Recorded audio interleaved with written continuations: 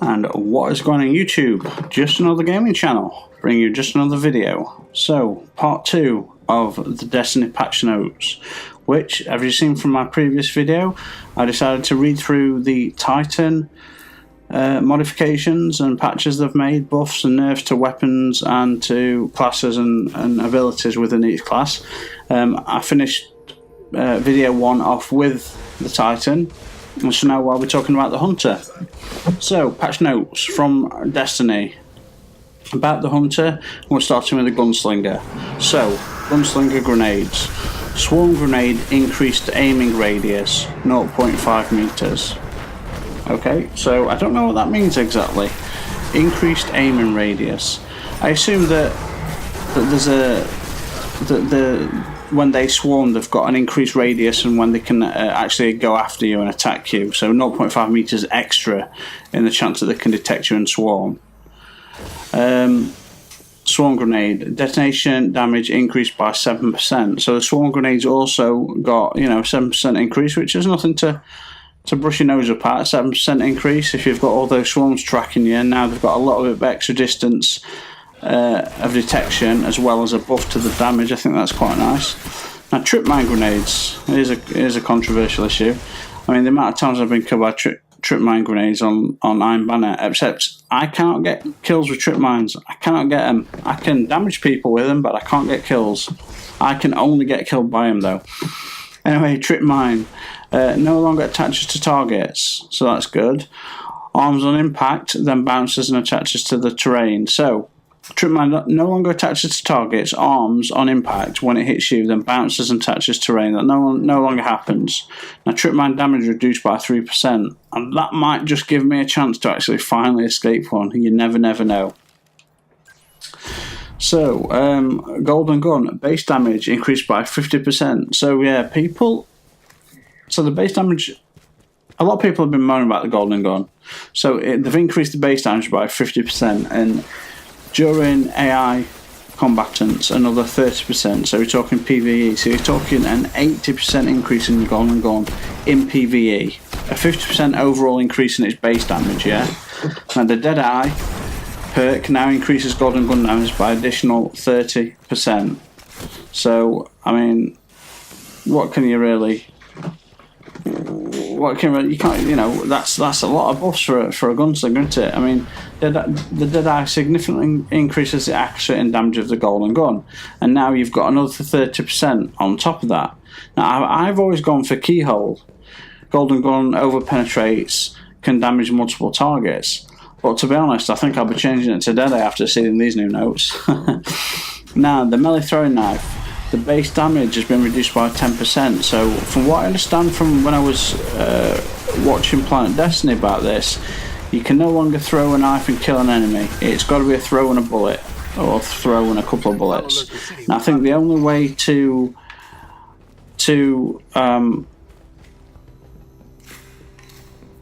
get your Golden Gun to kill in one shot is to have it set on fire. I can't remember what it's called. Is it called a... There might be a perk that lets you set your blade on fire. I could be wrong, but anyway, there might be a way. They were just worried about the flaming. They were worried about the igniting perk set around the around the Gunslinger.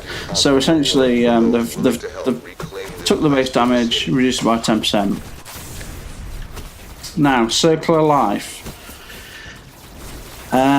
Circular Life has been modified the functionality. Precision kills with throwing knives reduce the cooldown of the Golden Gun.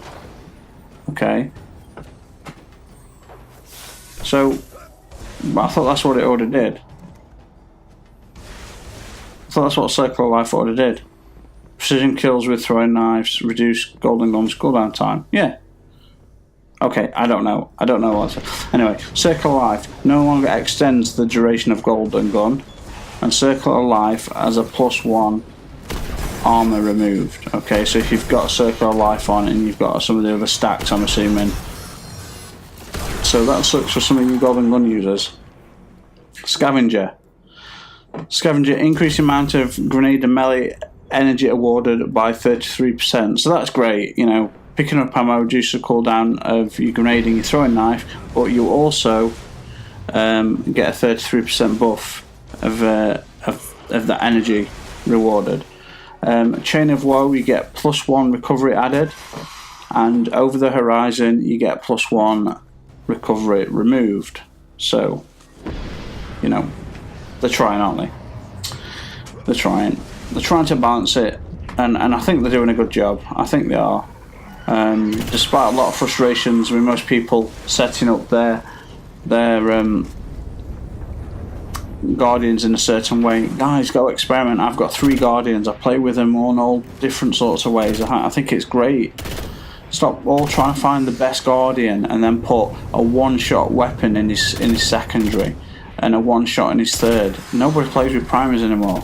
The Crucible game, the multiplayer in this game, is 80% from being one of the best multiplayers in the game. All you need to do is take away secondaries and heavies, or somehow modify them so they can only use once per game. Because I'm telling you, I have so much fun engaged when I'm fighting with my primary weapons, and I do most of the time with Trials of Osiris, in Crucible, and I slaughter enemies for the most part. But when you go into Trials, you have no choice but to go to a shotgun or a sniper, because people camp back and hide, or they just run you with a one-shot weapon, and there's no defense against it.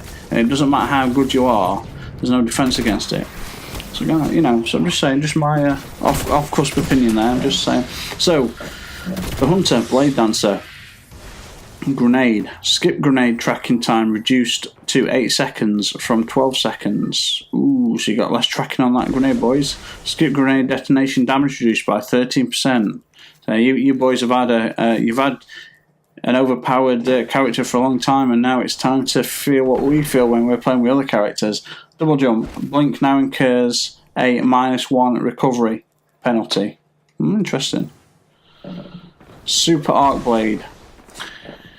Changed to be less about repeatably swinging and more about decisive strikes with additional effectiveness.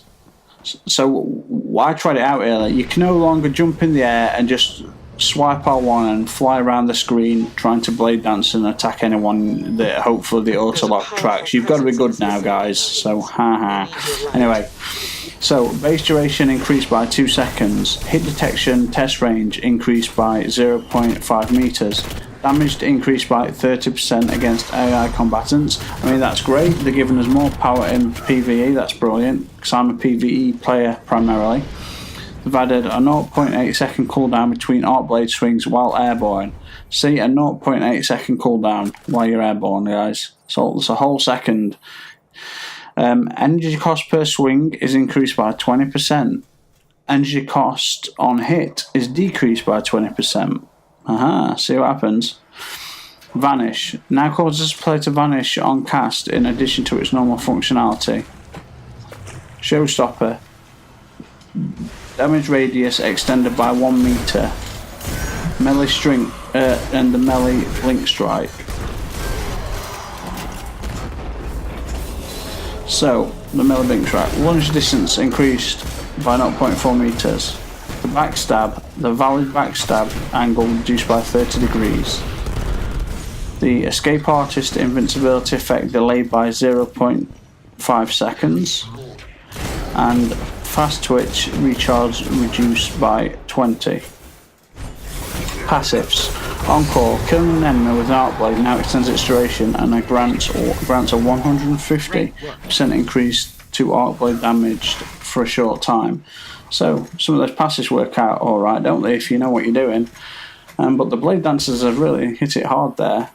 So let's move on to the Night Stalker then, shall we? Grenades. Spike grenades. Damage impulses per second reduced from 5 to 10. Okay, fair enough. Don't use them much. Spike grenade damage per impulse increased by 100%. So we get 5 pulses at 100% increased damage. Okay, maybe worth a try. Super Shadow Shot now applies the suppression effect on impact. You know, this is a lot of in PvP for me as well, playing as a Night Stalker, hitting people with a bow or several, and then they're managing to kill me before my effects wear in and suppress them. So I'm finally to fix that. So changed to be less frustrating to play against PvP, but it's more effective in PvE as well. Impact damage increased by 34%. Now, is that impact damage in PvE or PvP? Hopefully both. But I mean, one shot from a bow will kill a guy in PvP. Impact suppression damage over time duration reduced by 1 second. Jump suppression removed from initial impact status effect. Oh, that's a shame. Unupgraded smoke cloud duration increased by 1 second. Envenomed cloud duration increased by 1 second. Envenomed jump suppression removed from cloud status effects. Vanishing smoke +1 agility removed. Snare cloud duration increased by 1 second. So when you throw your smoke again, poison smoke against the wall, you've got an extra second of it been there. So passives, we've got Courage of the Pack. Killing tethered targets greatly increases recovery and armor for you and nearby allies, stacks up to 3. So Courage of the Pack now increases recovery, armor and agility by 2 per stack, so that's great. Courage of the Pack now stacks 3 times. Okay, but it already did. Lockdown. What does lockdown do? Right, lockdown. Grenade and smoke effect lasts twice as long, allowing strong territorial control. Now, lockdown now increases smoke duration by 2 seconds, 2 additional seconds with the snare upgrade. So if you've got the snare upgrade on your smoke bomb, your toxin bomb, and you throw it with lockdown on, you get another 2 seconds on top of the extra 2 seconds you get. So that's pretty interesting. Predator now reduces the cooldown of the Shadow Shot ability. So that's quite good. And Shade Step moved to a single dodge on a 3-second countdown. So you guys that have been using the Graviton forfeit to snake your way out of getting shot by skilled players and just button smashing, now's your chance. You're going to have to play properly, I'm afraid. So we have finished our time with... No, we haven't. We finished our time with the hunter, and we shall leave him there for now. And I hope that information has been useful, and I will see you guys next time. So cheers.